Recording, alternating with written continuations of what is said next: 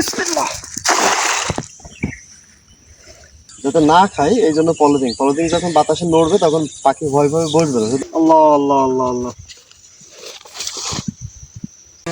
এখানে আমি টোটাল 3-7টা নিয়ে আসছি।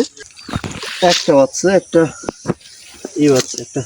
তো পানি যদি থাকে তাহলে পানির উপর বৃষ্টির ফোঁট পড়লে ধানের গায়ে আর বৃষ্টির ফোঁট পড়বে না। আসসালামু আলাইকুম রহমতুল্লাহ। সকালের দিকে আমাদের পাতকুলায় এইটা নিয়ে চলে আসছে। এটা কি কাজ একটু পর দেখাবো ইনশাল্লাহ। আগে দিকে আসেন আপনাদের কিছু জিনিস দেখাই। গতকাল ধান ছেড়ে গেছি, এই দেখেন গতকাল ধান ছেড়ে গেছি। এই যে আস্তে আস্তে মুখ আসতেছে, অল্প কিছুদিন হয়তো বা 1-2 দিনের ভিতরে এই পুরো এরিয়াটা সবুজ হয়ে যাবে।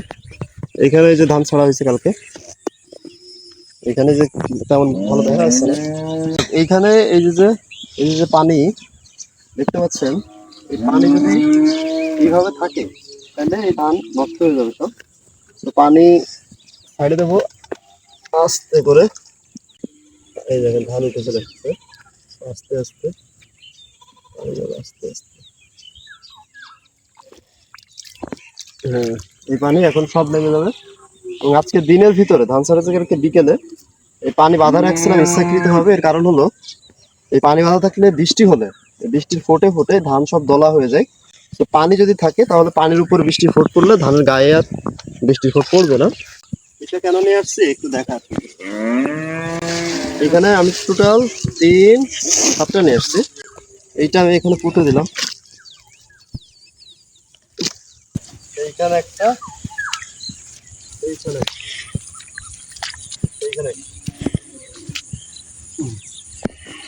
এটা দেওয়ার কারণ এই পানি কমে গেলে পাখিতে, এখানে অনেক পাখি বসে, পাখিতে এই ধানের উপরে পাখি এসে বসবে, ধানগুলো খুঁটে খাবে।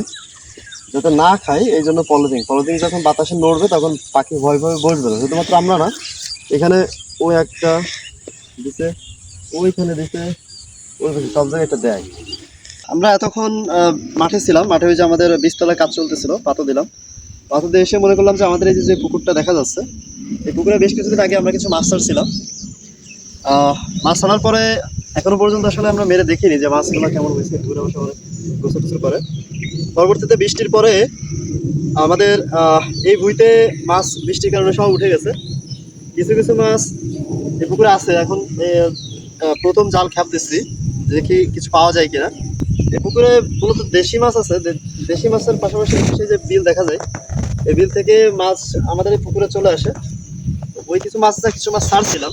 মূলত ওই সাইডে আমাদের আরেকটা পুকুর আছে, ওই পুকুরে মেনলি আসলে আমাদের বেশি মাছ। দেখা যায় কি কি পাওয়া যায়। আল্লাহ বিসমিল্লাহ।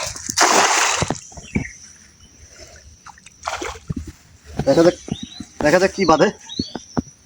আল্লাহ ভরসা। প্রচন্ড গরম, প্রচন্ড গরম। আরো সকালে আসতে চাইছিলাম, এখন প্রায় 1টা বাজতে গেছে, আবার নামাজ পড়তে যাবো। দেখা যাক কি বাঁধে। মাছ এটি দেওয়া ছিল না। একটা বাচ্চা, একটা বাচ্চা, একটা রুই মাছ বাচ্চা। মাছ সব এই ভুঁইতে উঠে গেছে। মাছ সব এই জমিতে ওঠার কারণে